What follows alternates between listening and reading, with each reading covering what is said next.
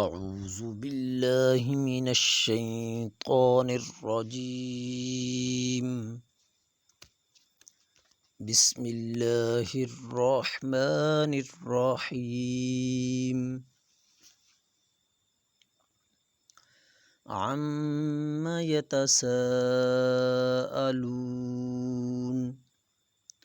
عن النبأ العظيم الذي هم فيه مختلفون.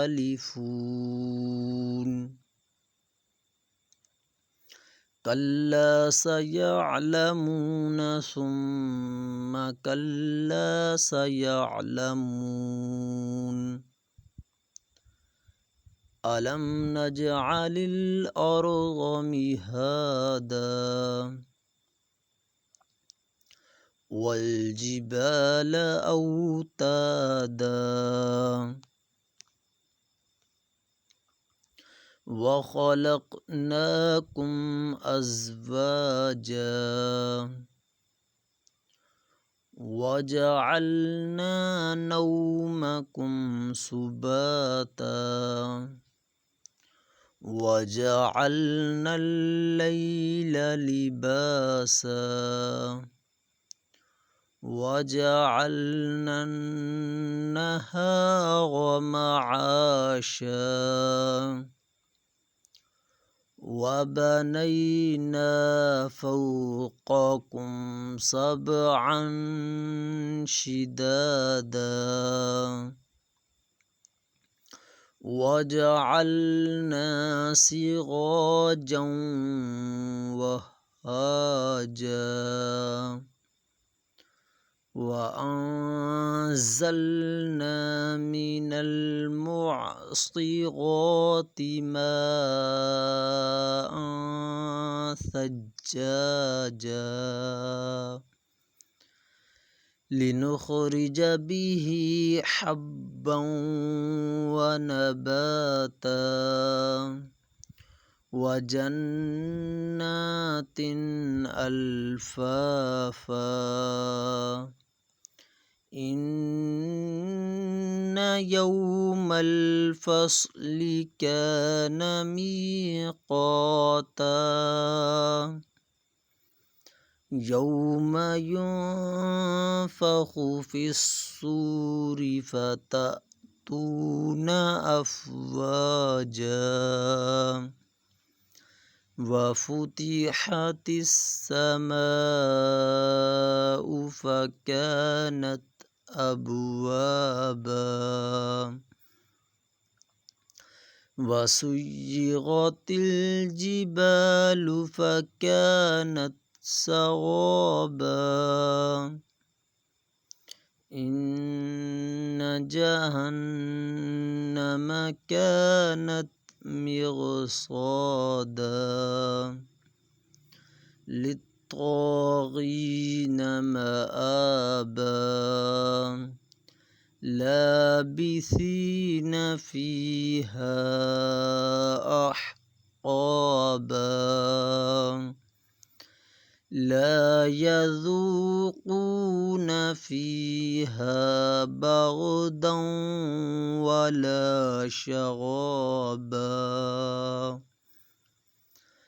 إلا حميما وغساقا جزاء وفاقا. إنهم كانوا لا يرجون حسابا وكذبوا بآياتنا كذابا وكل شيء أحصيناه كتابا فذوقوا فلن نزيدكم إلا عذابا. إن للمتقين مفازا حدائق وأعنابا وكواعب أترابا وكأسا دهاقا لا يسمعون فيها لغوا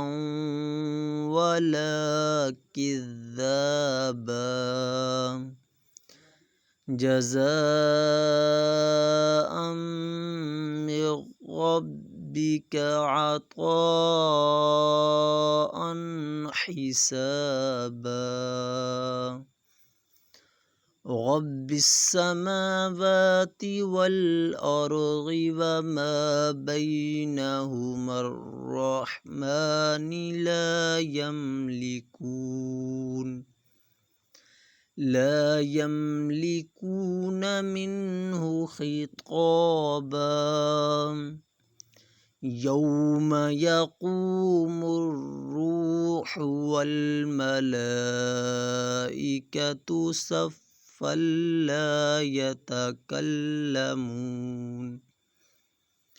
لا يتكلمون إلا من أذن له الرحمن وقال صوابا ذلك اليوم الحق فمن شاء اتخذ إلى ربه مآبا إنا أنذرناكم عذابا قريبا يوم ينظر المرء ما قدمت يداه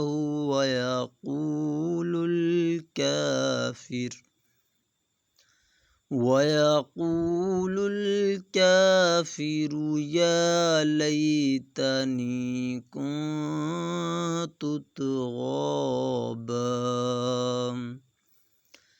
بسم الله الرحمن الرحيم والنازعات غرقا والناشطات نشطا والسابحات سبحا فالسابقات سبقا فالمدبرات أمرا يوم ترجف الراجفة تتبعها رادفة قلوب يومئذ واجفة أبصارها خاشعة يقولون أئنا لمردودون في الحافرة أإذا كنا عظاما نخرة قالوا تلك إذا قرة خاسرة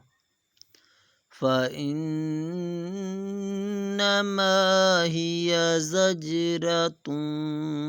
واحدة فإذا هم بالساهرة هل أتاك حديث موسى إذ ناداه ربه بالواد المقدس طوى اذهب إلى فرعون إنه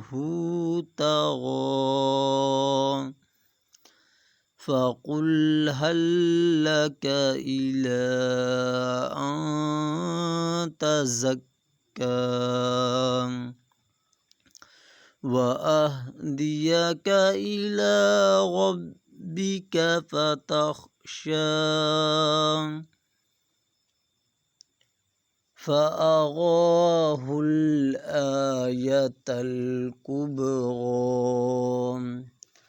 فكذب وعصى ثم أدبر يسعى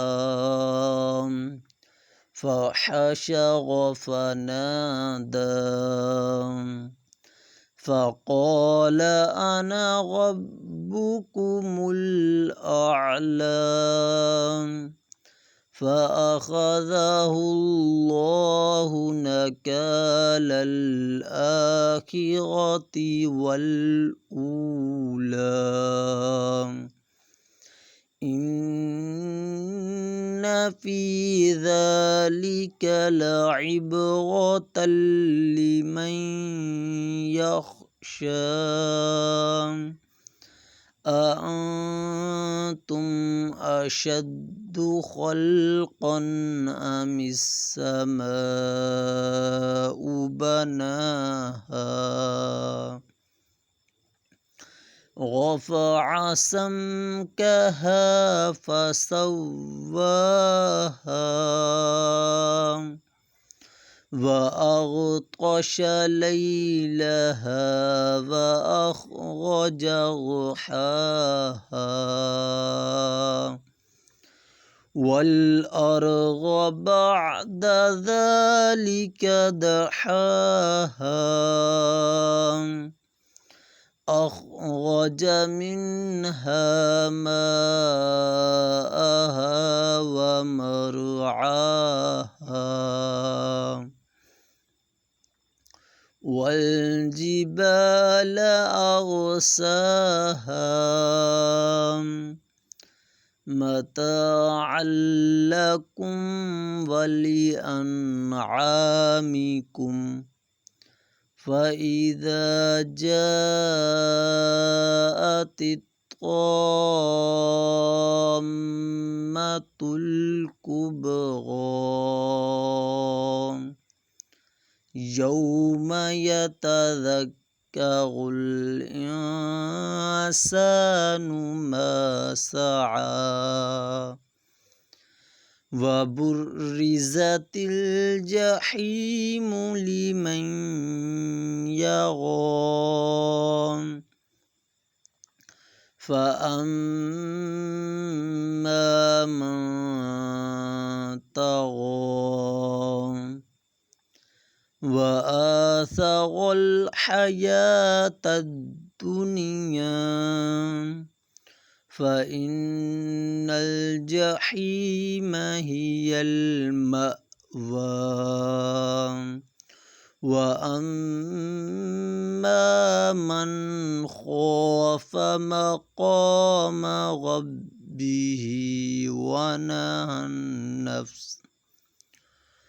ونهى النفس عن الهوى فإن الجنة هي المأوى يسألونك عن الساعة أيان مرساها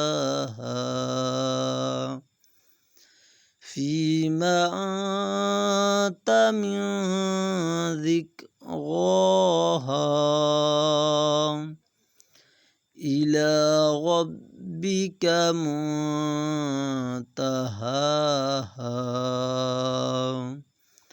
إنما أنت منذر من يخشاها كأنهم يوم يرونها لم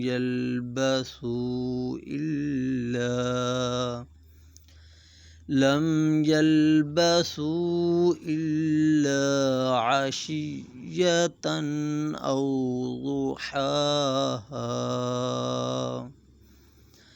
بسم الله الرحمن الرحيم. عبس وتولى أن جاءه الأعمى وما يدريك لعله يزكى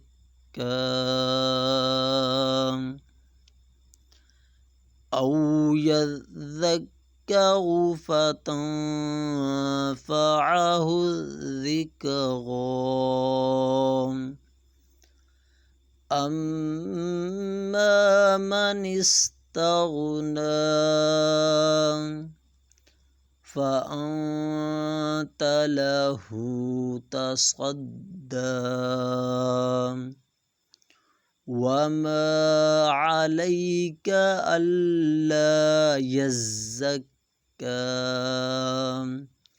وأما من جاءك يسعى وهو يخشى فأنت عنه تلهى. كلا إنها تذكرة فمن شاء ذكره في صحف مكرمة مرفوعة مطهرة بأيدي سفرة كرام بررة. قتل الإنسان ما أكفره من أي شيء خلقه من نطفة خلقه فقدره ثم السبيل يسره ثم أماته فأكبره ثم إذا شاء أنشره. كلا لما يقض ما أمره فلينظر الإنسان إلى طعامه أنا صببنا الماء صبا ثم شققنا الأرض شقا فأنبتنا فيها حبا وعنبا وقضبا وزيتونا ونخلا وحدائق غلبا وفاكهة وأبا متاعا لكم ولأنعامكم. فإذا جاءت الصاخة يوم يفر المرء من أخيه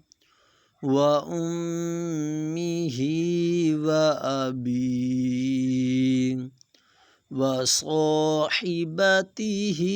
وبنيه لكل امرئ منهم يومئذ شأن يغنيه وجوه يومئذ مسفرة ضاحكة مستبشرة ووجوه يومئذ عليها غبرة ترهقها قترة أولئك هم الكفرة الفجرة. بسم الله الرحمن الرحيم. إذا الشمس كورت وإذا النجوم كدرت وإذا الجبال سيرت وإذا العشار عطلت وإذا الوحوش حشرت وإذا البحار سجرت وإذا النفوس زوجت وإذا الموءودة سئلت بأي ذنب قتلت وإذا الصحف نشرت وإذا السماء كشطت وإذا الجحيم سعرت وإذا الجنة أزلفت علمت نفس ما أحضرت فلا أقسم بالخنس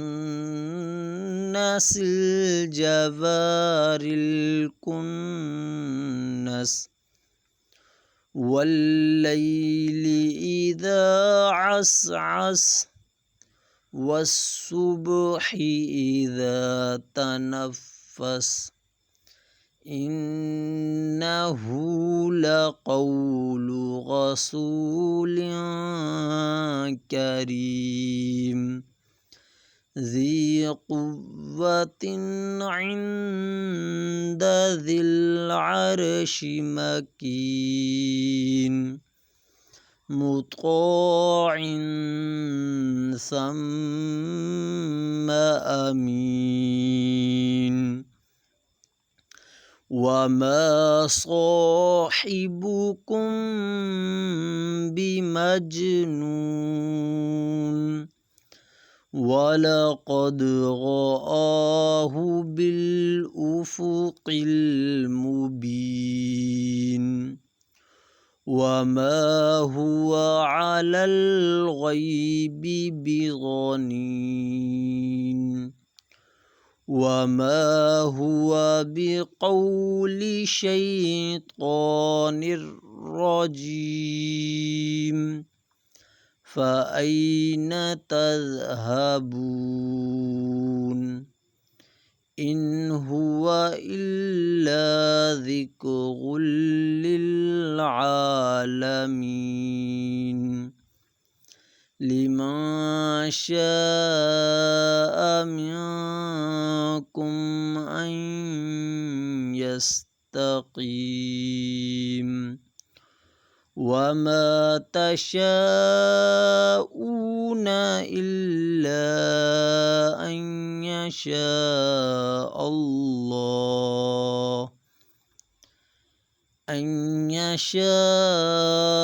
الله رب العالمين. بسم الله الرحمن الرحيم. إذا السماء انفطرت وإذا الكواكب انتثرت وإذا البحار فجرت وإذا القبور بعثرت علمت نفس ما أحضرت وإذا القبور بعثرت علمت نفس ما قدمت وأخرت. يا أيها الإنسان ما غرك بربك الكريم الذي خلقك فسواك فعدلك في أي صورة ما شاء ركبك. كلا بل تكذبون بالدين وإن عليكم لحافظين كراما كاتبين يعلمون ما تفعلون. إن الأبرار لفي نعيم وإن الفجار لفي جحيم يصلونها يوم الدين وما هم عنها بغائبين.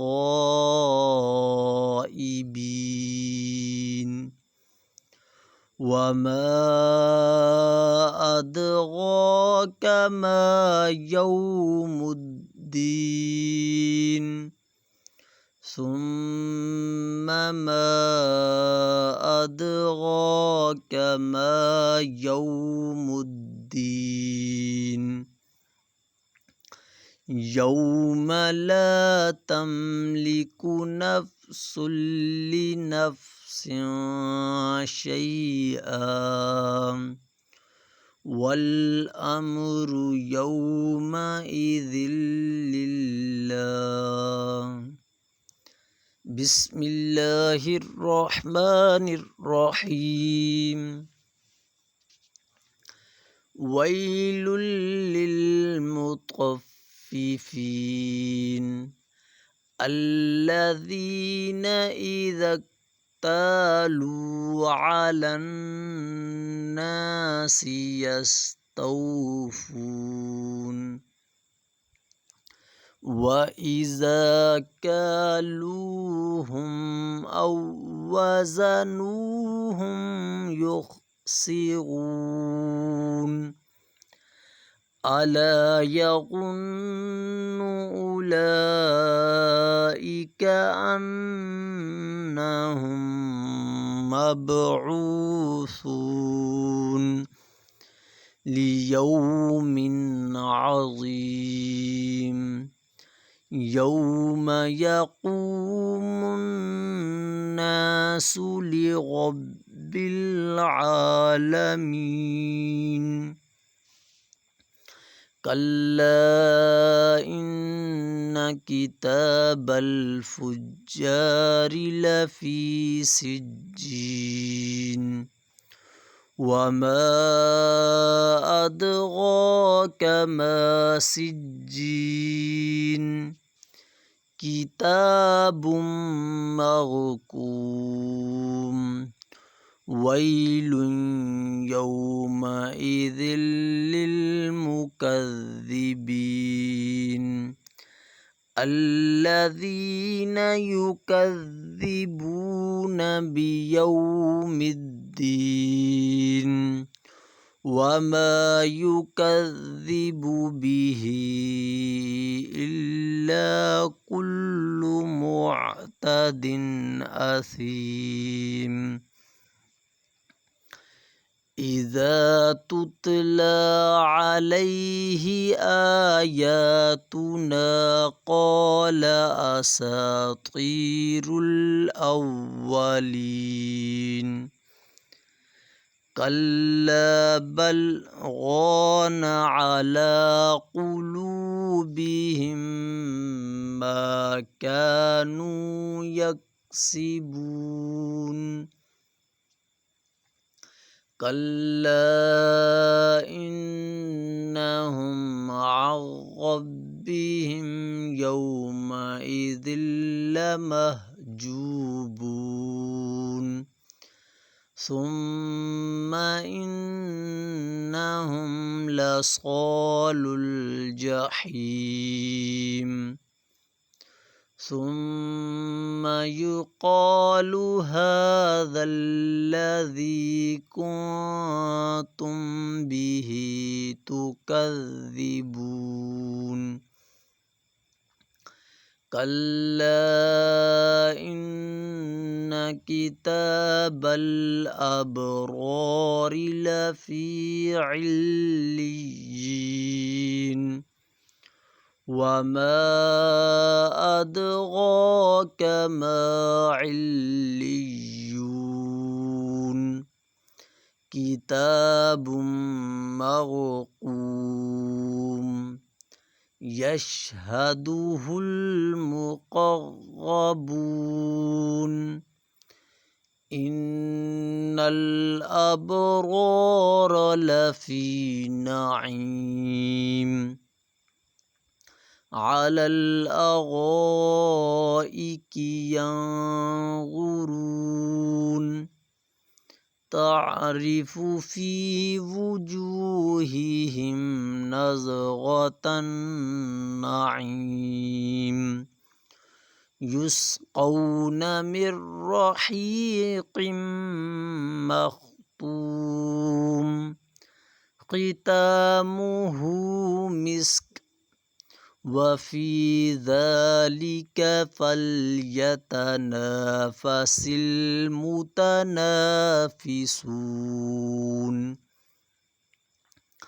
ومزاجه من تسنيم عينا يشرب بها المقربون إن الذين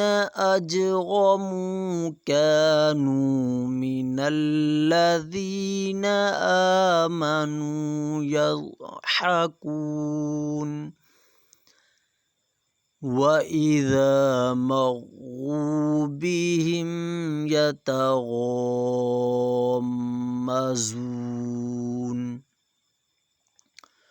وإذا انقلبوا إلى أهلهم انقلبوا فكهين وإذا رأوهم قالوا إن هؤلاء لضالون وما أرسلوا عليهم حافظين فاليوم الذين آمنوا من الكفار يضحكون على الأرائك ينظرون هل ثوب الكفار ما كانوا يفعلون. بسم الله الرحمن الرحيم. إذا السماء انشقت وأذنت لربها حقت وإذا الأرض مدت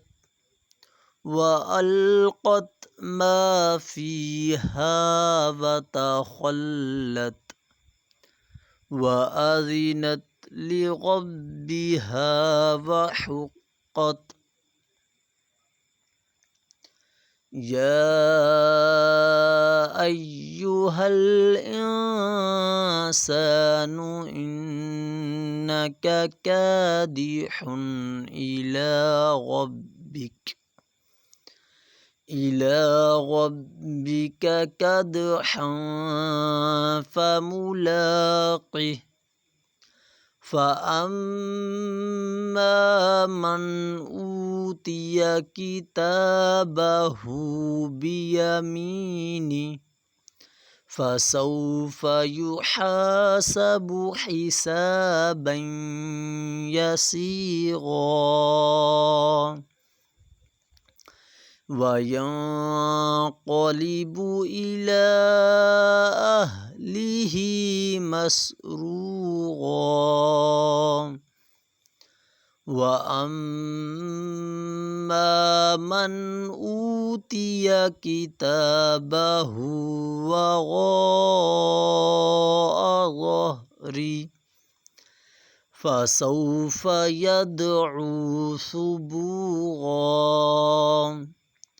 ويصلى سعيرا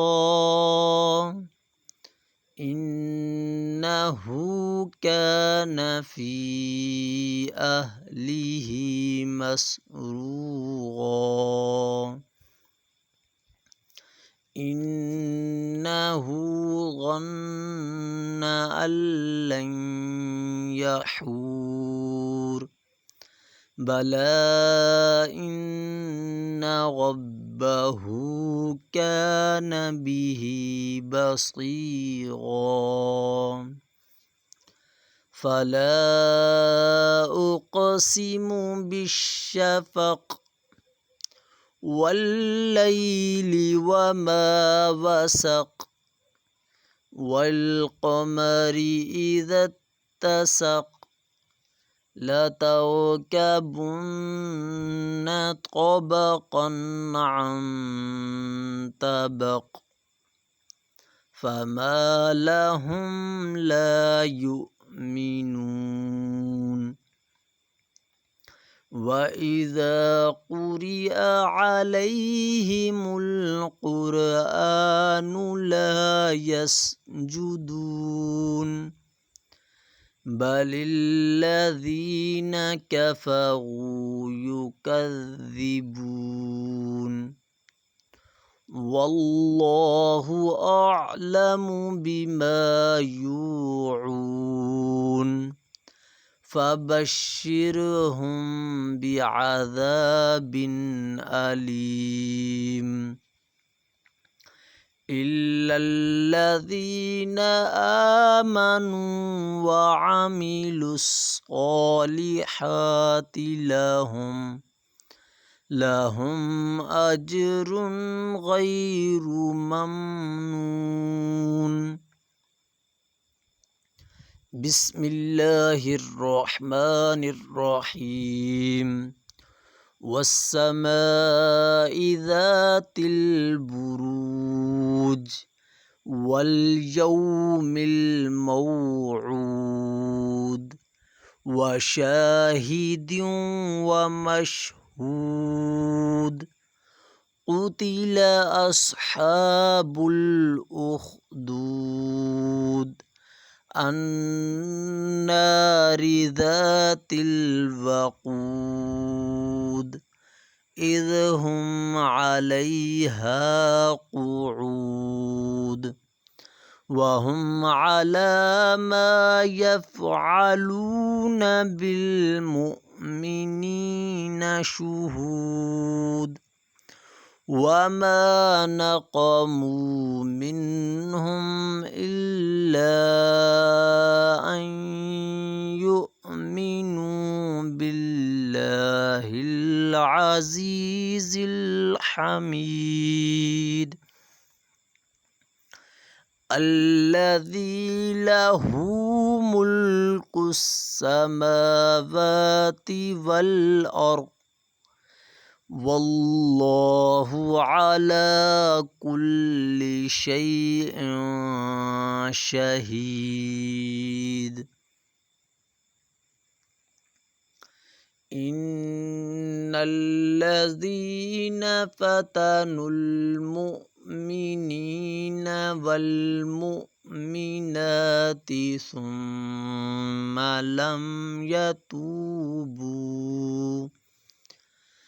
ثم لم يتوبوا فلهم عذاب جهنم ولهم عذاب الحريق إن الذين آمنوا وعملوا الصالحات لهم جنات تجري من تحتها الأنهار ذلك الفوز الكبير إن بطش ربك لشديد إنه هو يبدئ ويعيد وهو الغفور الودود ذو العرش المجيد فعال لما يريد هل أتاك حديث الجنود فرعون وثمود بل الذين كفروا في تكذيب والله من ورائهم محيط بل هو قرآن مجيد في لوح محفوظ بسم الله الرحمن الرحيم والسماء والطارق وما أدراك ما الطارق النجم الثاقب إن كل نفس لما عليها حافظ فلينظر الإنسان مما خلق من ماء دافق يخرج من بين الصلب والترائب إنه على رجعه لقادر يوم تبلى السرائر فما له من قوة ولا ناصر والسماء ذات الرجع والأرض ذات الصدع إنه لقول فصل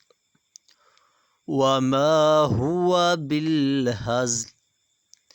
إنهم يكيدون كيدا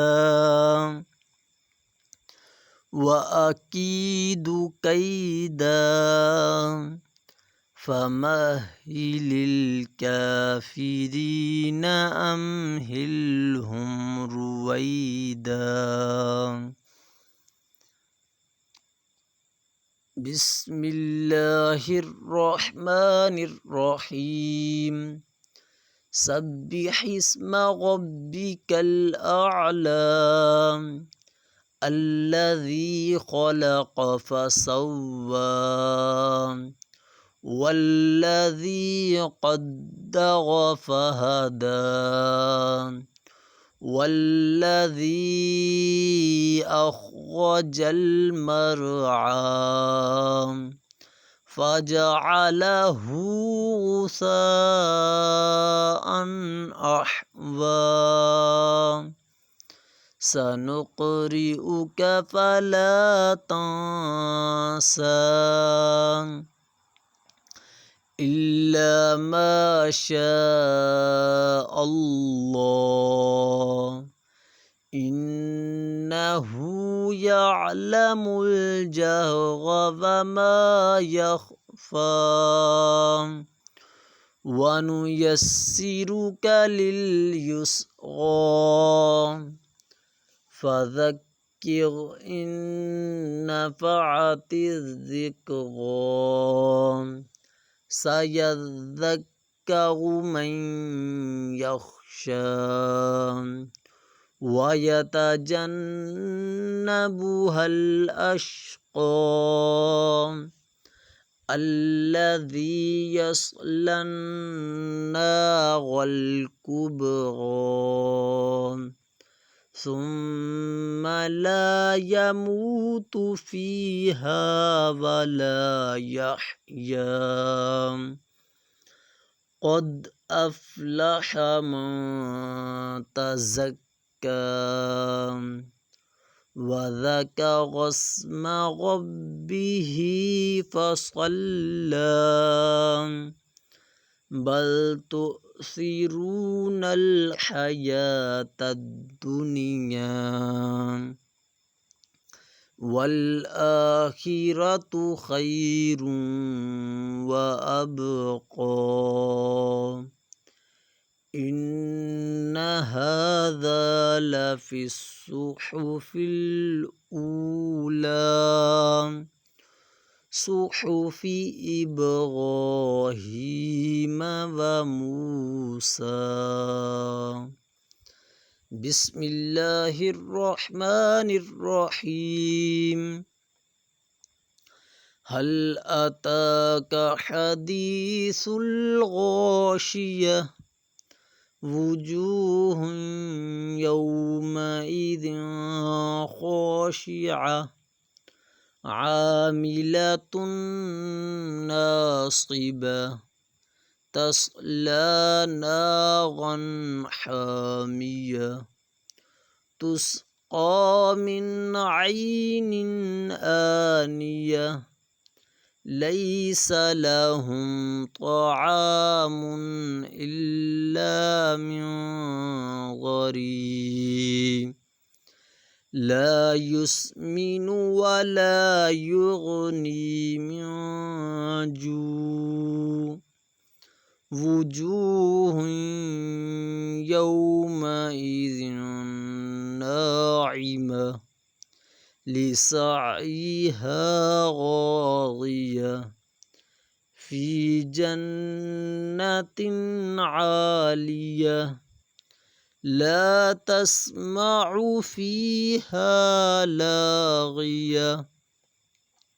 فيها عين جارية فيها سرر مرفوعة وأكواب موضوعة ونمارق مصفوفة وزغابي مبثوثة أفلا ينظرون إلى الإبل كيف خلقت وإلى السماء كيف رفعت وإلى الجبال كيف نصبت وإلى الأرض كيف سطحت فذكر إنما أنت مذكر لست عليهم بمسيطر إلا من تولى وكفر فيعذبه الله العذاب الأكبر إن إلينا إيابهم ثم إن علينا حسابهم بسم الله الرحمن الرحيم والفجر وليال عشر والشفع والوتر والليل إذا يسر هل في ذلك قسم لذي حجر ألم تر كيف فعل ربك بعاد إرم ذات العماد التي لم يخلق مثلها في البلاد وثمود الذين جابوا الصخر بالواد وفرعون ذي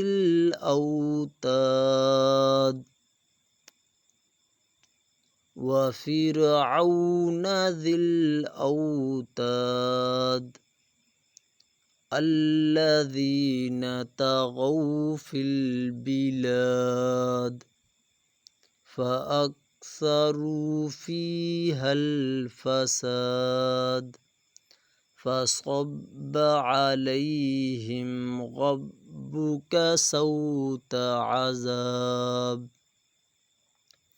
إن ربك لبالمرصاد فأما الإنسان إذا ما ابتلاه ربه فأكرمه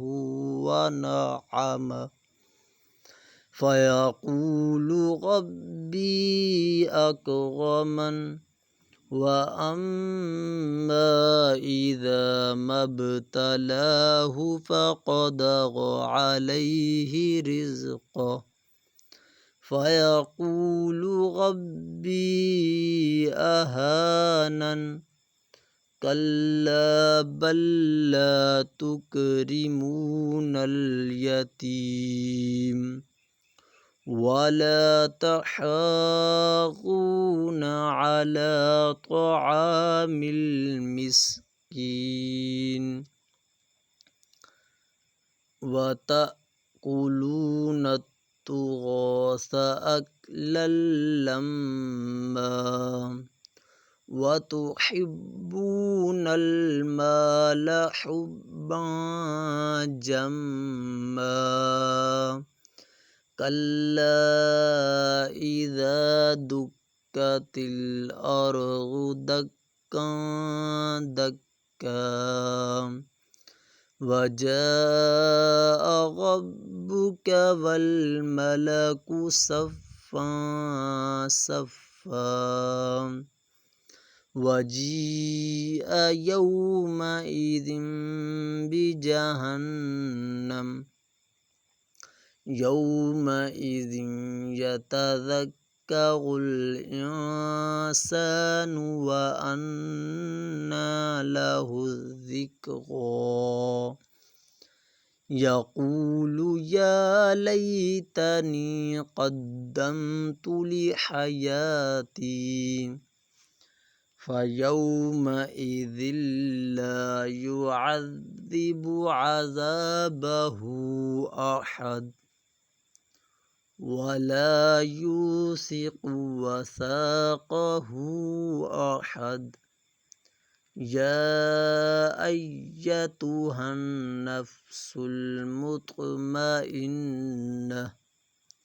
ارجعي إلى ربك راضية